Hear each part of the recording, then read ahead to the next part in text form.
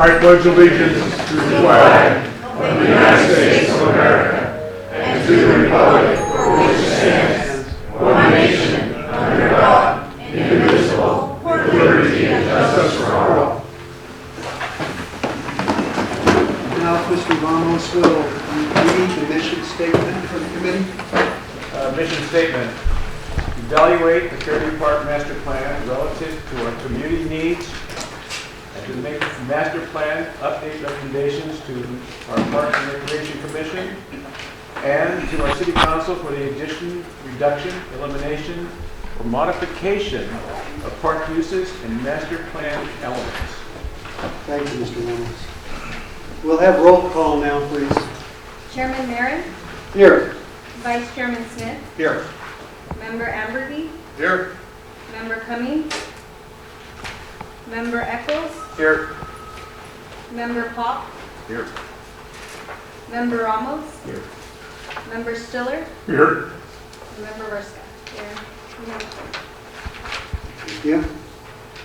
The first item on the agenda is a presentation from one of our members, Anna Vrska. It's a youth sports data presentation. So Anna, you have the podium and we'll get you mic'd up there. Good evening, ladies and gentlemen. 2 months ago or 3 months ago, my presentation was labeled youth sports data. It's evolved since then, so I apologize that it is a little different. And it takes about 8 to 10 minutes, so I will forewarn you. The mission, as was just read, the mission of the Fairview Park Citizens Advisory Committee is to evaluate the Fairview Park Master Plan relative to community needs and make master plan update recommendations to the Park and Recreation Commission and City Council for the addition, reduction, elimination, or modification of park uses and master plan elements. I'd like to say that to this I would also add the option of keeping the master plan the same, as that is both a valid and a strong possibility. In order to be able to make informed decisions, I sought data and reports on current studies of community need assessment, recent studies of athletic field use and allocation, as well as those of previous years in order to determine trends. Excuse me, I'm a little nervous.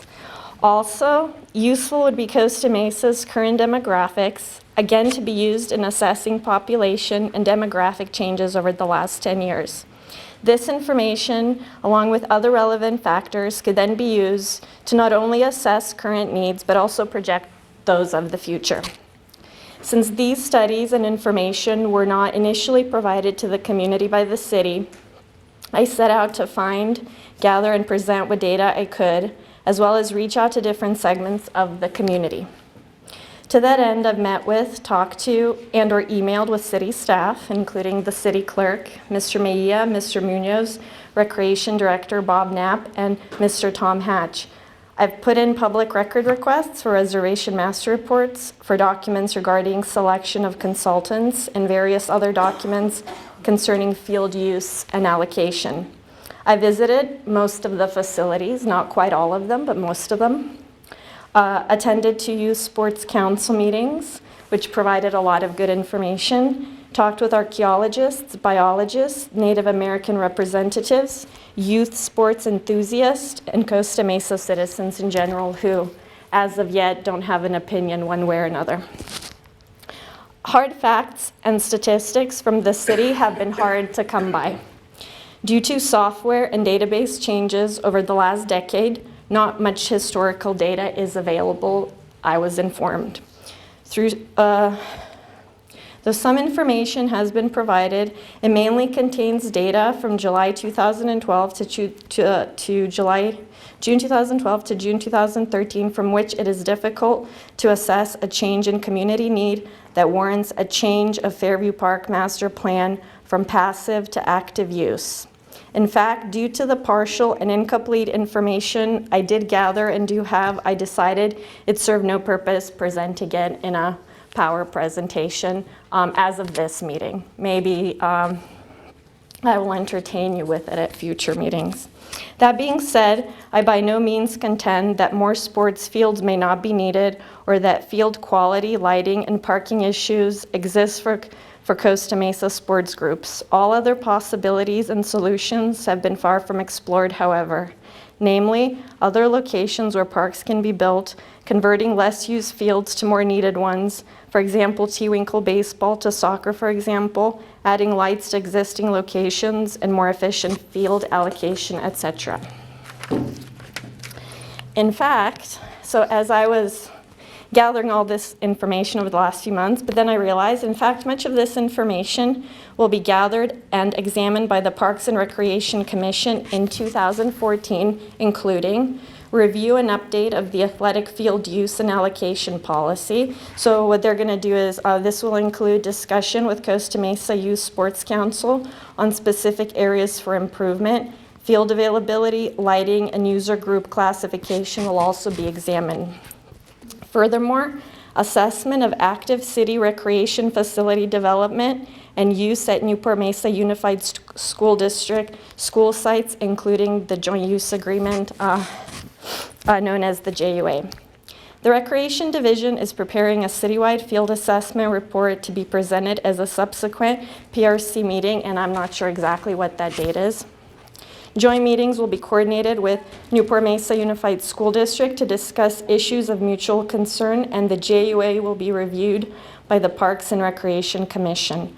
Furthermore, another item that will be assessed is the potential sites for land acquisition for park and athletic field development. An update of current open space availability citywide is scheduled for 2014.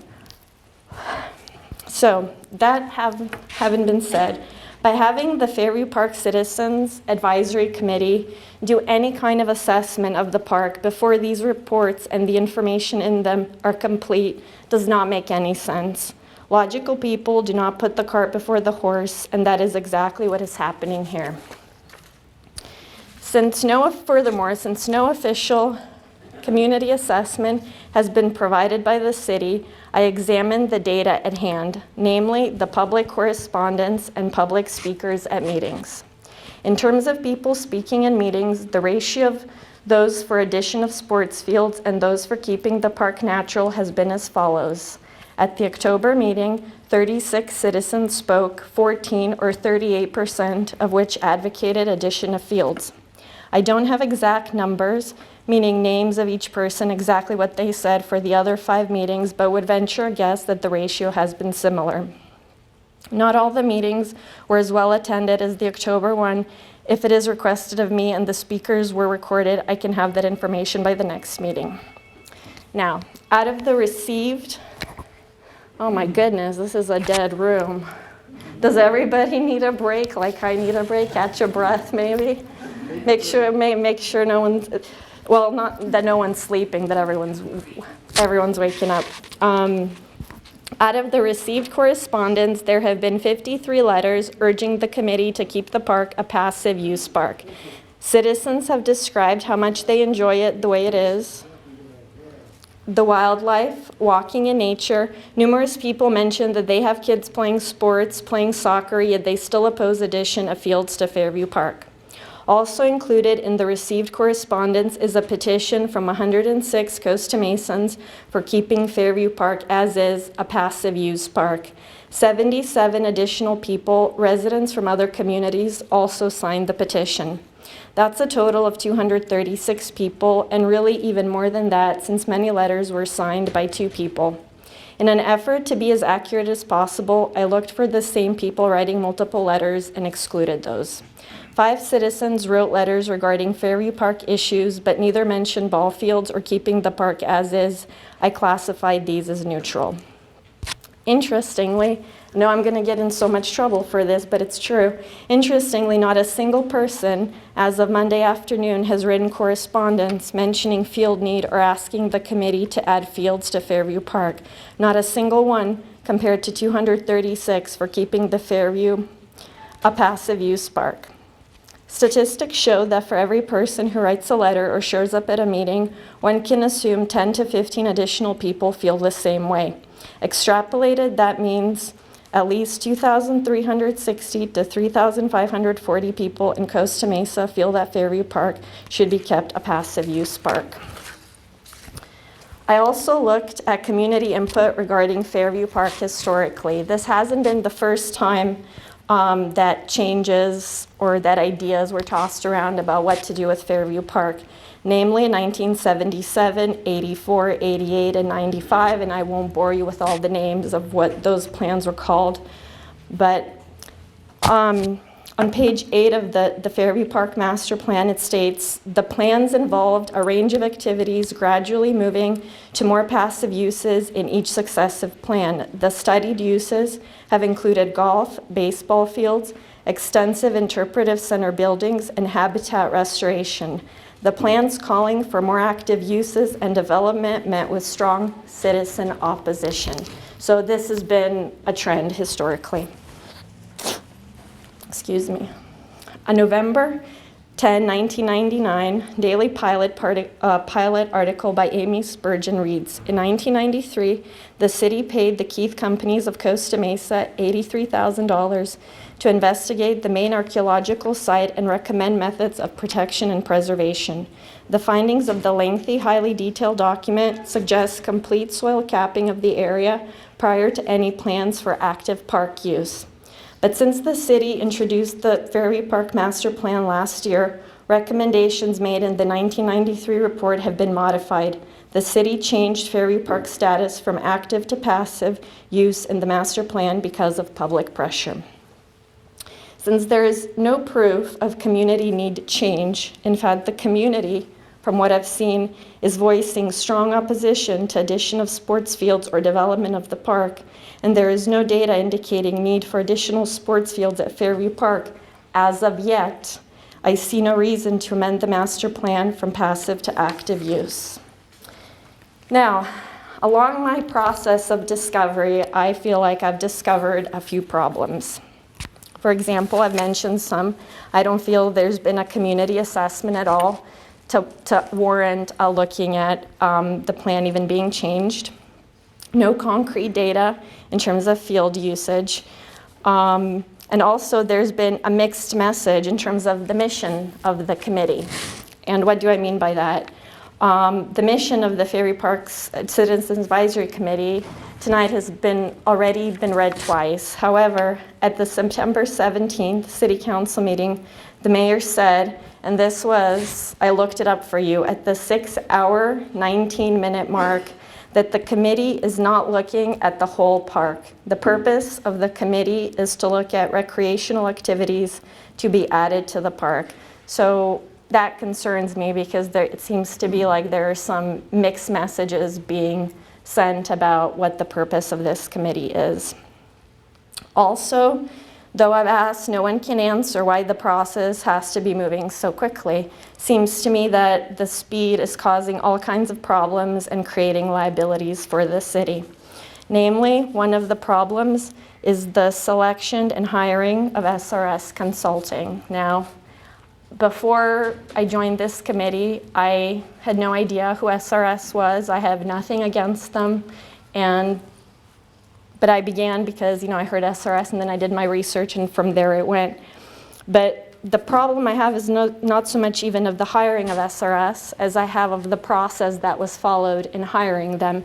Namely that they were selected before all the candidates were properly evaluated. So I've been told that SRS was hired based on statement of qualifications, and I understand that that is okay. However, the other companies were not notified of that, and everyone submitted proposals, which, even though I'm not an insider of the industry, seems to me like it's a waste of time for everybody and not an entirely fair process. And since it all happened in 3 days, I just have a question of why it had to happen so fast. Furthermore, along this process, there's been a lot of misinformation and half information, and that's why I've been so adamant in trying to do my own research.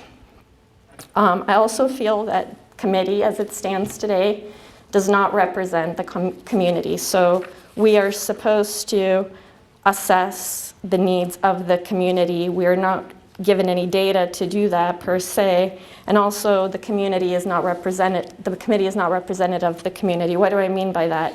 I mean, there's one woman, that's 11%, as opposed to 50% of Costa Mesa women.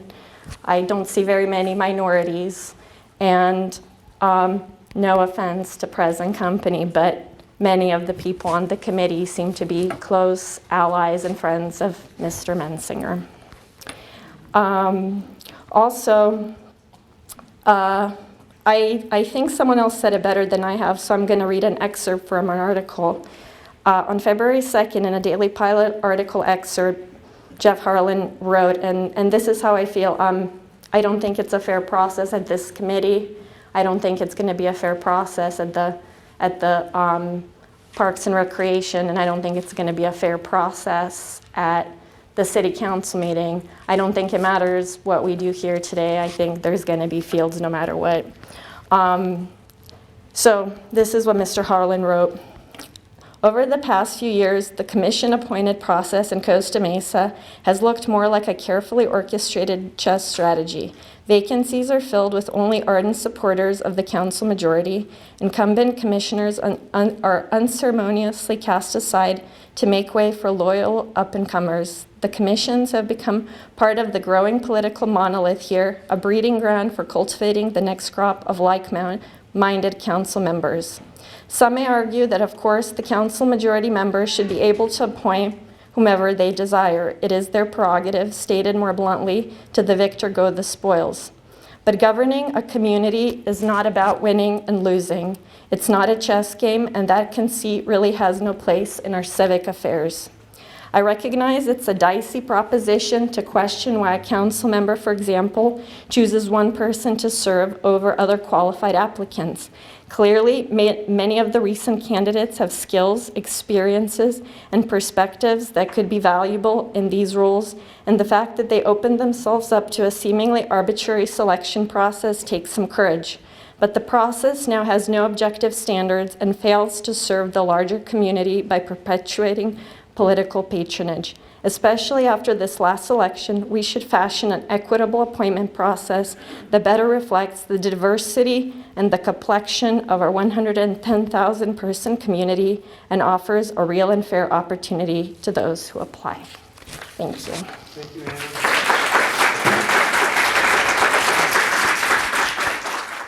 Anna. I'm a professor at Cal State Fullerton teaching anthropology. I'm an archaeologist. I'll have to get close to the slide here so I can see them.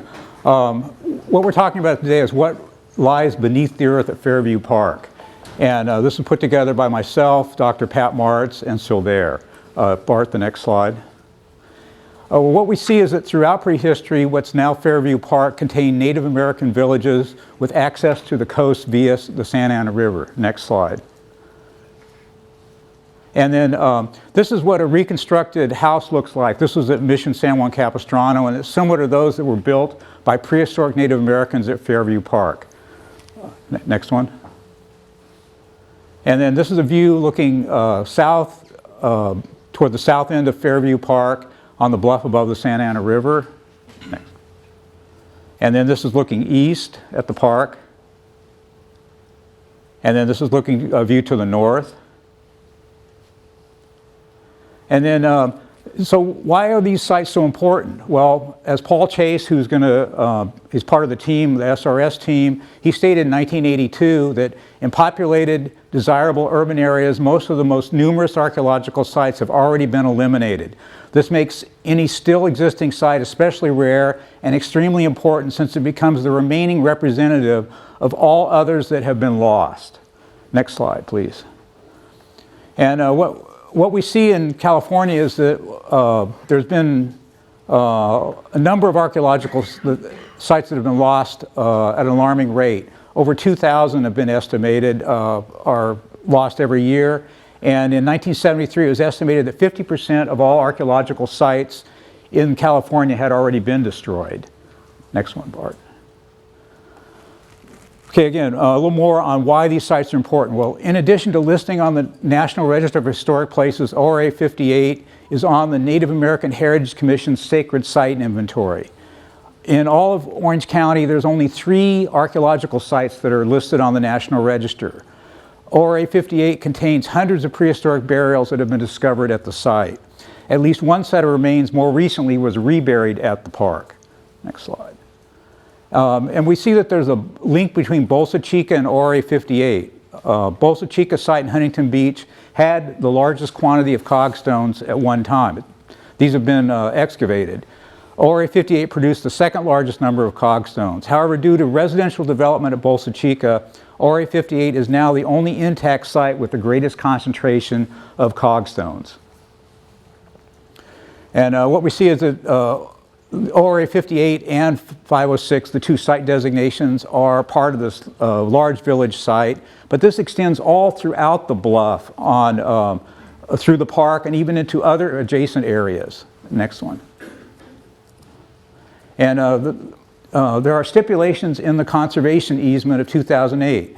The easement is and will remain in a natural condition as defined herein, is intended to be preserved in its natural, scenic, open condition to maintain its ecological, historical, and visual and educational values. Collectively, these are referred to as the conservation values. Next one. And you know, what's on the board around you here and what's on the slide here is there's a list of 35 proposed changes to the master plan for Fairview Park as of July 17, 2013. And most of these proposed changes will have direct as well as indirect impacts on archaeological sites and the open space within the park. Next. And there's also some current problems. Well, we want to commend the city for incorporating the site into its open space, but in addition to the current approved turnaround project, there's impacts to the site that have been conducted over the past few years. First, there was capping of the site with soils containing asphalt, concrete, and other debris. Then there's, more recently, there's been some construction of bicycle ramps. These may be inadvertent constructions, just done by people out there in the park. There's trails that have been put through the park, and there's construction of fence posts by the bluff. Next one, Bart. The city of Costa Mesa has not properly managed the site as stipulated in the 1972 National Register nomination recommendations. And this is a photograph showing these mountain bike ramps that have been placed on the site. Next one. And then, you know, I've been coming to the park for the last 4 years, and I've seen increasing construction being done at the park. First, trails, benches, and fences have been put in, and the arrow points to this fence that's been put up along the bluff to keep people from going in and out off of the bluff down into the nature preserve. But I've seen people going back and forth at various times, and those fences don't seem to deter people from going down. Next one, please. Oh, and I wanted to mention too that none of these projects had any site monitors as far as I could determine. That is, archaeological site monitors to see what was being disturbed before these placement of the park benches and the trails. And then they've placed signs up there. This is good that there's signage available, but again, no monitor was present when these signs were put in. Next one. Well, what we see is that archaeological sites are fragile and non-renewable resources. And once an archaeological site has been destroyed, or once these have been destroyed, they cannot be recreated. Next one, Bart. And then one of the sites in San Juan Capistrano, this is the site of Padiadum, ORA 855. It's the founding village of the Juanino Achaman. And after grading for athletic fields for Juanipero Serra High School, this is what it looked like. Next one, which is unfortunate. This was a major village site, and yet it was graded to put in a urban ball field. And this is what you'll see what happens at Fairview Park if the approved project and plans to change the open space park to an urban park are implemented. Next one. There's other problems too. We see that there's a lack of compliance with current relevant laws, regulations, and guidelines, which include consultation with Native American tribal groups prior to these approvals. There's also a lack of compliance with federal and state fish and wildlife laws, regulations, and guidelines regarding the vernal pools and other significant habitats. Recently, we've had contact with Christine Medark at the U.S. Fish and Wildlife Service, and she's said that the delineation of the vernal pool watershed that the city has completed does not encompass the entirety of the watershed for the pools identified as vernal pool number 4 and the vernal marsh. And she indicated that the parking area and children's play area will impact the vernal pool watershed. Next one. Then we see that there's changes in the master plan. An example is this turnaround at Pacific Avenue.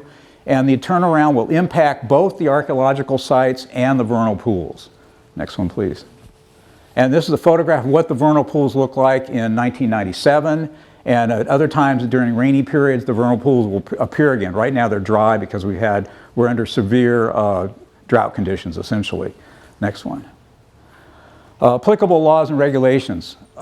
Section 106 of the National Historic Preservation Act and implementing regulations, 36 CFR 800, these should have been followed, especially if there's any federal assistance, such as using federal funds, such as dealing with the vernal pools, or any other federal funds that are used to develop the park. And also the California Government Code sections require that tribal consultation by local government when general or specific plans of develop are amended, as well as Appendix K of the California Environmental Quality Act. Next one. And what we see is that preservation is the best solution to this. If an archaeological site is significant because it contains important scientific information, it also contains religious and cultural values for Native American descendants. These values cannot be mitigated through archaeological testing and excavations. And what the CEQA, the California Environmental Quality Act, indicates is that preservation may also avoid conflict with religious or cultural values of groups associated with the site. The next one. We have some other solutions that should be done. There should be development of a management plan to work with archaeologists, Native Americans, other interested parties in protecting these archaeological sites. Next one. And what this management plan should include would be archaeological capping in accordance with the current federal guidelines. What the capping is that's out there now didn't follow federal guidelines. There also should be planting of native vegetation after appropriate capping, fencing the core site area, interpretive and protective signage, and develop an interpretive program as well. The next one. And with regard to site capping, in order to determine the best design, a multidisciplinary team of specialists is recommended. The team should include an archaeologist, a geologist, and an engineer. And each of these parties will have separate responsibilities in developing a stabilization design plan. And then also we should respect Native Americans. These are the first residents of Costa Mesa. Consultation needs to be done with local Native American tribes. We need to design better interpretive panels so that the public can appreciate the historic and prehistoric heritage at the park. We want to reconstruct prehistoric, or we should recommend that a prehistoric house be constructed at the park, but not on the archaeological site. I think that's what these proposed plans suggest, is to put one on the site, and that's not where it should be. Then we should set up a specific area for Native American gatherings and rituals. The next one. More with regard to respecting archaeological sites at Fairview Park. The archaeological site capping. We should keep the mountain bikes off the sites.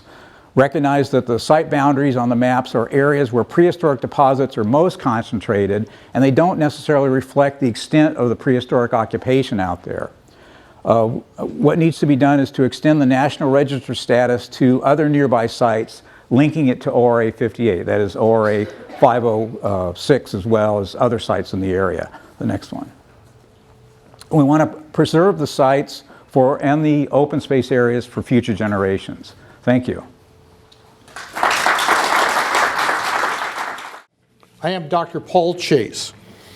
Dr. Nancy Wiley, the director of SRS, invited me, along with Hank Koerper and Destiny Colocho, the project manager, to form a team that could assist the city in working through the issues of ORA 58 and Fairview Park. I was pleased to be invited to join that team. I've been a consulting archaeologist for nearly 4 decades, serving land developers, cities, and agencies. The laws, standards, and practice of archaeology have evolved greatly over these decades. My basic task has been to identify archaeological resources and their importance, to determine how to manage them, and how to mitigate adverse impacts should they occur, and under law, take care of that. I was invited to join this project's Good SRS team, and I believe my background could help make this special SRS effort successful for the city.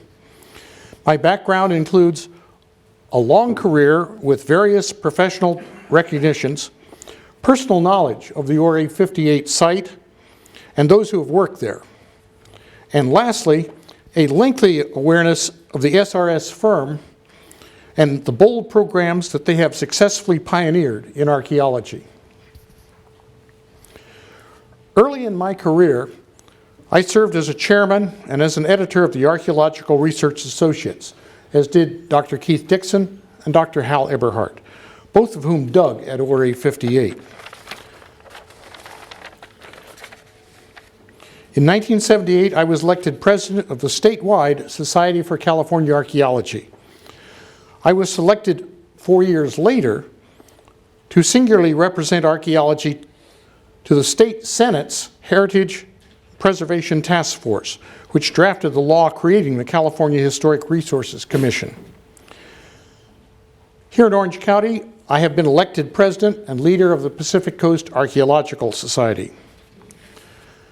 13 years ago, the mayor of San Diego appointed me to a board to assist with the management and curation of the San Diego Royal Spanish Presidio site, with its really immense archaeological collections, an ongoing endeavor. My knowledge of ORA 58 started with my initial training in field archaeology, which was at ORA 58 under Dr. Keith Dixon. During Hal Eberhardt's 2 seasons there, I visited his digs. 2 of my professional publications address ORA 58. One was the WPA's early digs there, and another was on the food remains identified within the deposit.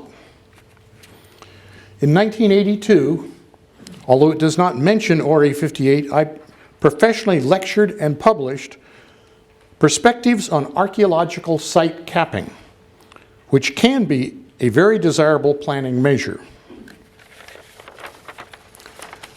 I have long been aware of the bold and imaginative programs of the SRS firm. When Roger Desautel was launching SRS, I worked briefly for Roger. He pioneered Native American involvement in archaeology. Roger also defined the identification and regulations for underwater archaeological resources.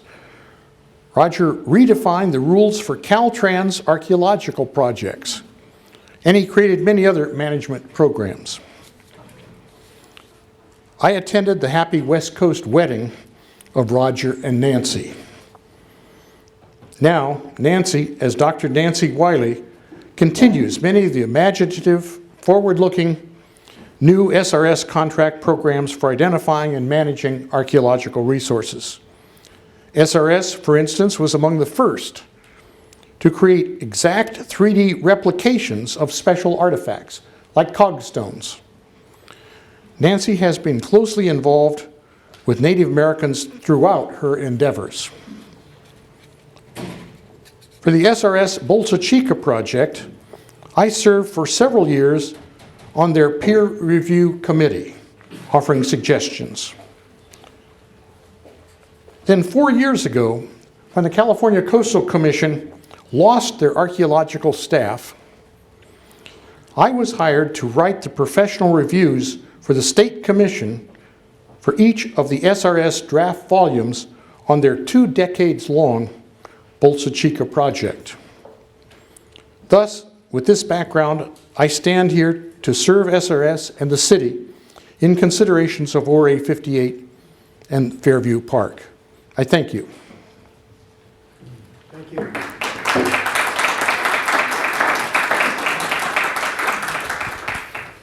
Good evening. I'm Dr. Henry Koerper. I received my PhD from the same place that guy got his PhD, UC Riverside. I'm a retired college professor. I taught 5 years at Chapman and then 30 years at Cypress Community College. I'm presently the editor of the Pacific Coast Archaeological Society Quarterly. Almost all of my archaeological work has been done within the county. And what I was tasked with tonight was a kind of a history of Aura 58. And there are thousands of years of activities there, and I'm given 15 minutes to talk about those years. Anyway, let me start out by saying that Aura 58 is known by no fewer than 17 names over the course of the last 40 years. And in addition to that, there are 2 Native American names that have been given to the site. Lukup, and that's probably incorrect, and the other one is Ganga. Now, Ganga may very well be a number of sites, the larger area. We really don't know for sure. But Ganga could include Aura 506 across the street. It could include the Grisset site, Aura 163, the Adams Fairview site, Aura 76. It also could include Aura 165. And we would not talk about that as one site, but rather a cultural area within which there are separate sites. This whole issue about separate sites or sites running together, some of these issues devolve to the level of how many angels can stand on the head of a pin. Much of this is very, very conceptual. I would say for practicality, we keep Aura 58 and Aura 506 separate. Keith Dixon alternately thought they were different and maybe the same. Anyway, I'm going to comment largely on the kinds of things that come out of Aura 58. And things have been coming out of Aura 58 for a long, long time. Pot hunting at the site, that is looting for artifacts, probably started in the 1880s.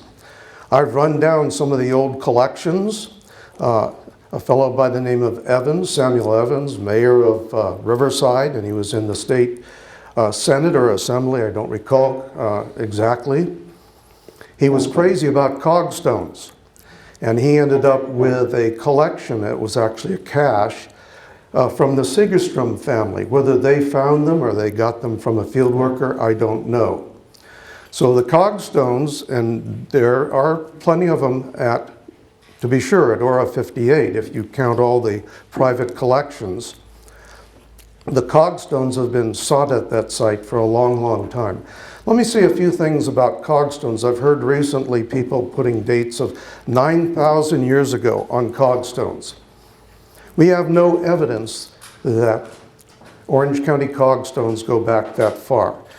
They probably should go within the stretch of 7,700 years ago to around 5,000 years ago. Some people have talked about Aura 58 being, because there are cogstones there, 9,000 years old. There is no evidence. This doesn't mean that no evidence, no. This doesn't mean it might not be lying down deep, but there's no evidence that the site goes back to 9,000 years ago. These things get repeated in the newspapers and they come back to me, and I'm always trying to set the record straight. Anyway, we had the people looting. The biggest looter was a guy named Herman Strandt, German immigrant. And he was especially after burials. He found quite a few burials. And he got the reputation of being an expert on Indian lore. So in the 1930s, when the state government first and then the federal government were trying to put Depression-era men into work, they looked around for an Indian expert. That was Herman Strand. And so he was the guy who did the field efforts for John Winterbourne in the 1930s and into the 1940s. Anyway, Strand, when he was working at 58, and with the help of Winterbourne, came up with more cogstones, discoidals, quartz crystals, tourmaline crystals. I could go on and on and on. First, under SARA, that is the State Employment Relief Administration, and then out of FDR's alphabet soup, WPA. And what we have, especially from that work, and that was the greatest amount of work at Aura 58. What we have is a site that looks like it was first inhabited, as far as the evidence goes, first inhabited during what was known as what is known now as the Encinitas tradition.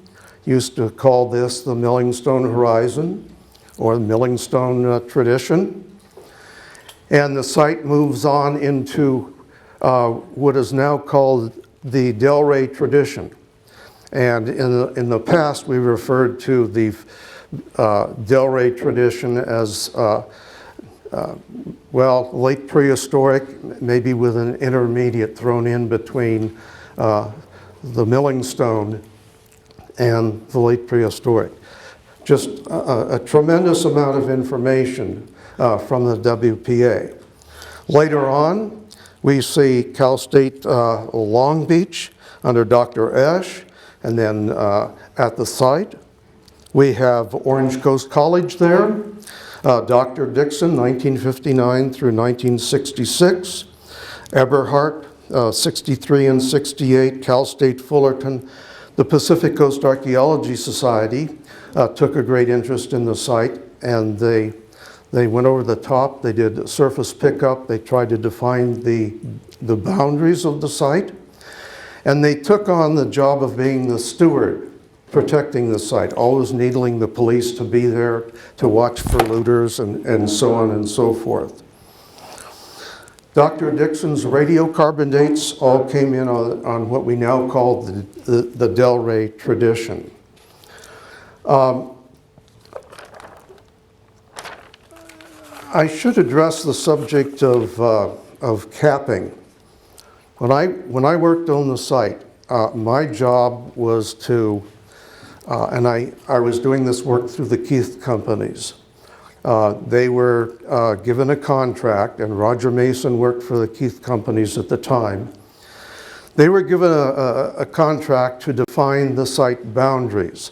And Roger Mason did he did the research plan, but Mason moved over to another company, and ethically he couldn't take the job with him, so he recommended that I carry out his plan at Aura 58. And what we did is, incidentally, the piles of dirt, I never saw, Stephen, I never saw in the piles of dirt asphalt or cement or anything like that. Possibly some of that was dumped later. If it's there, it would have maybe been a nighttime job, you know? I'm not sure. The piles of dirt I saw were there supposedly for capping. I recommended further capping, 3 feet of dirt over 6 feet of sand in the major cultural area. Anyway, those piles of dirt, they covered they were here and there. They covered about 35% of the site, and there was other dirt. We took we disked the site. Now, keep in mind that the farmers had been disking it for a long, long time. And we disked that site to bring up some of the shell. We didn't go very deep, and again, all that shell a little ways down. It had all been broken up. And we disked it to bring up the shell, and then I did a visual job, and I picked out the area that was the primary area, the core area.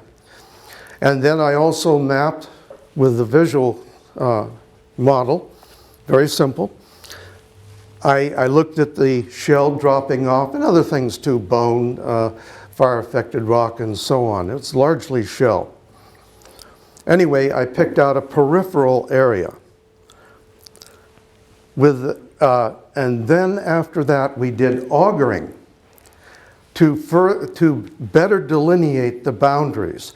And with the augering, we expanded the core area, or I did, and also expanded the peripheral area. Now, the major source of contention with what's going to be done or may be done with the turnarounds and so on, that area was well beyond any of my boundaries. And incidentally, there was wonderful, not perfect, I'm not perfect, but there was pretty good concordance between my visual job and then the job I did with the augering. But the turnarounds are well beyond what I picked as core and peripheral. That doesn't mean there isn't something there that might be significant. Dr. Martz found a few bits of shell. That's not surprising because there's shell all over the place.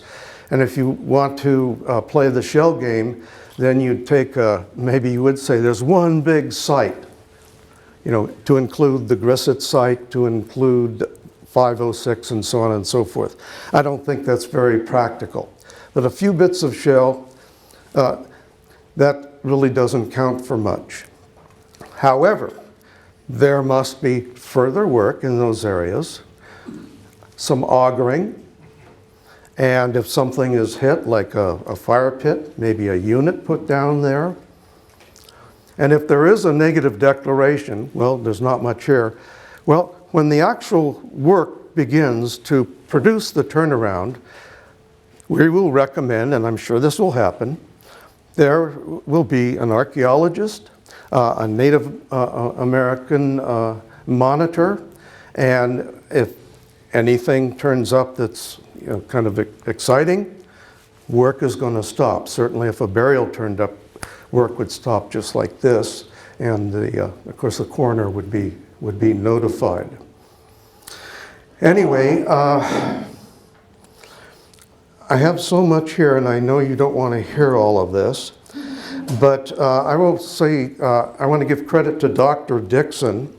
In 1971, he published a proposal in the PCS Quarterly for preservation of the site.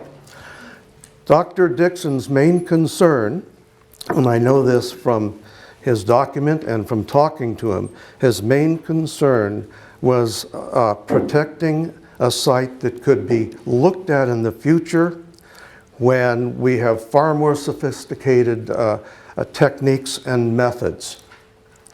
That was his number one concern. I'm going to try and finish this up. And do I open this for questions, or is, Not at this time. huh? Not at this time. Okay, not at this time. Anyway,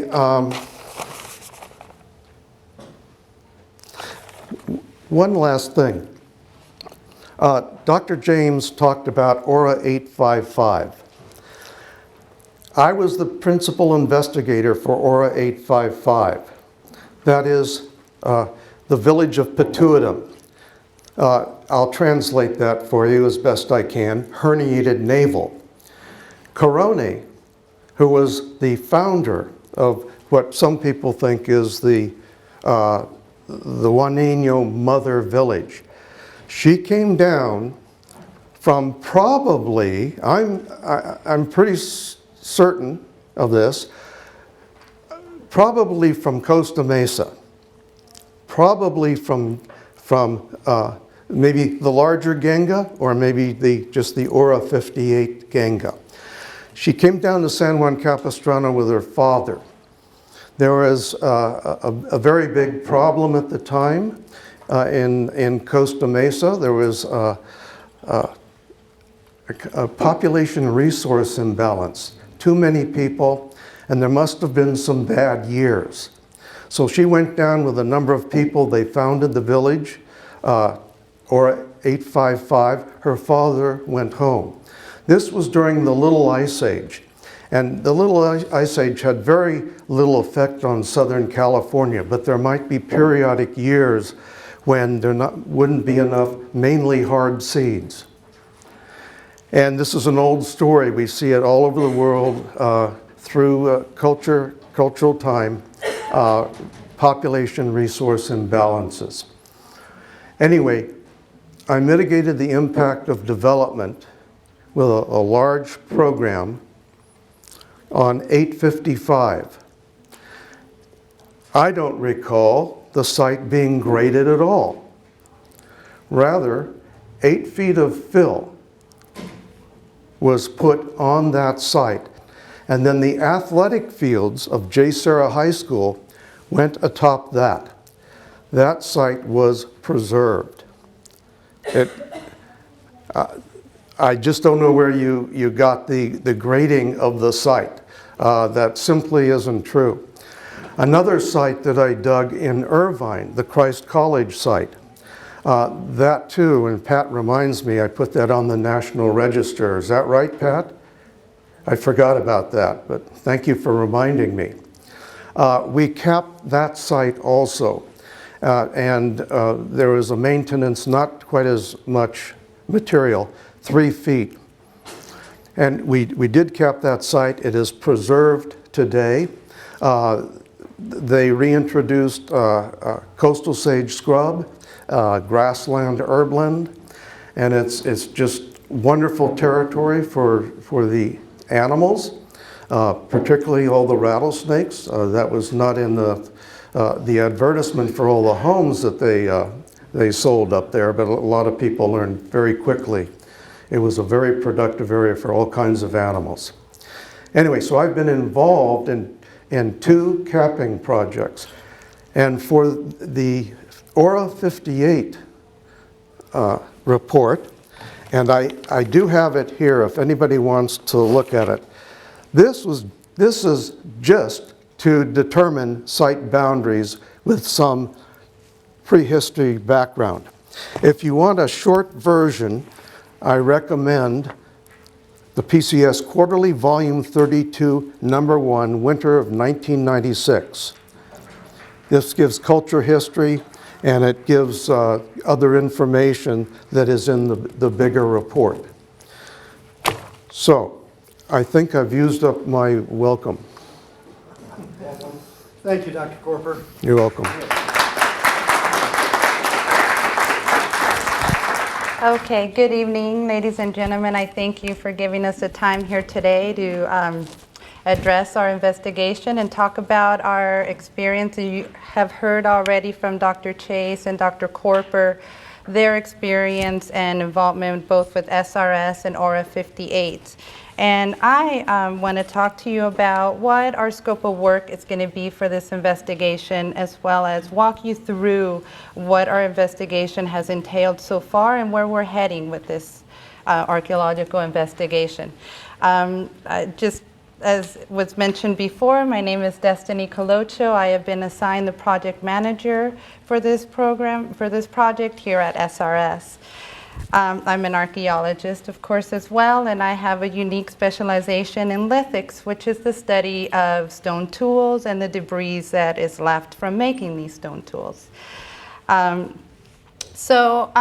going to ask that maybe we dim the lights just a little so that we can look at the PowerPoint presentation. This will allow you to follow through, and in case it's hard to follow me, you can go ahead and read. I'll be stating the same thing. Now, our scope of work here is a phase 1 investigation. Of course, this will be performed with accordance of Office of Historic Preservation under CEQA. The majority of our investigation is going to involve a research study of this area. The research study will include all concerns and recommendations of all the Native American contacts that were provided by the Native American Heritage Commission. In addition, a surface survey will be performed on a portion of the upper mesa of the Fairview project. Of course, Native American monitors will be attending and will be going along with us on this surface survey. Once our research study and field survey are complete, a final report will be produced which will include all of our findings of both the field and our research study, and of course all recommendations of the Native American contacts, and of course it will include recommendations for mitigation as well. Now I'm going to talk about the research study first and walk us through what we have done already. So according to CEQA guidelines, it is required that a record search be conducted in all Phase 1 investigations. For this particular project, we are conducting an archaeological record search through the South Central Coast Information Center. We are also conducting a paleontological record search with the Natural History Museum of Los Angeles, and of course a historic record search with the Costa Mesa Historical Society. Now, in our next slide, I find this slide very important because here I have included what our record search has provided us with so far. Now, we received records from the South Central Coast Information Center. And if you see here, another reason why this is important is because there are certain projects that have been discussed that have taken place at Fairview Park, and there has been mentioning about not following certain procedures. And according to our findings, and this is from the record search from the South Central Coast Information Center. In 1996, there was a report by Beth Patton from Petra Resources. This is an archaeological monitoring report that took place for the Vernal Pool Restoration Project. This was in 1996. In 2003, there was a report by Joan Brown of SWCA. This report was on all cultural resource findings of Fairview Park. This is the same type of archaeological investigation that we are currently performing now, which the city was correct in requesting for such a survey and investigation, since it has been 10 years since the previous one had been conducted. In 2004, a report by Joan Brown from also SWCA. This is an archaeological survey report for a bicycle and pedestrian trail on Fairview Park. In 2007, there was a report by Janet McKenna from McKenna et al. And this is an archaeological investigation report which corresponds with Section 106 of SHPO and CEQA guidelines. So again, you can see the benefits of having an investigation like this. This allows us to collect all the information and to keep this information current. Okay, our next slide here is going to cover our field investigation. Now, as I mentioned before, the majority of our investigation is going to entail the research study. A very small portion is going to be a field investigation, which will include a surface survey, of course, will be conducted in accordance with Office of Historic Preservation's under CEQA guidelines. This archaeological survey investigation will be conducted on a portion of the Upper Mesa by 3 trained archaeologists, which will include myself, and alongside, of course, Native American monitors from the Juaneño Achaman Nation and, of course, the Tongva Nation as well. Based upon the size of the area, the surface survey will approximately take 1 to 1.5 days at the most. Again, this is all depending on this was all estimated according to the size of the area. Here we're not taking into consideration yet what the findings will be in this surface survey. Now, in conclusion here, a final report will be produced at the end of our investigation. As per CEQA guidelines, the report will include all the data compiled from archaeological, paleontological, and historical record searches, all the concerns and recommendations received by the Native American contacts that were provided by the Native American Heritage Commission. And it would also include all the data compiled from the surface survey. Of course, I mentioned the record search. And last but of course, definitely not least, our recommendations for mitigation.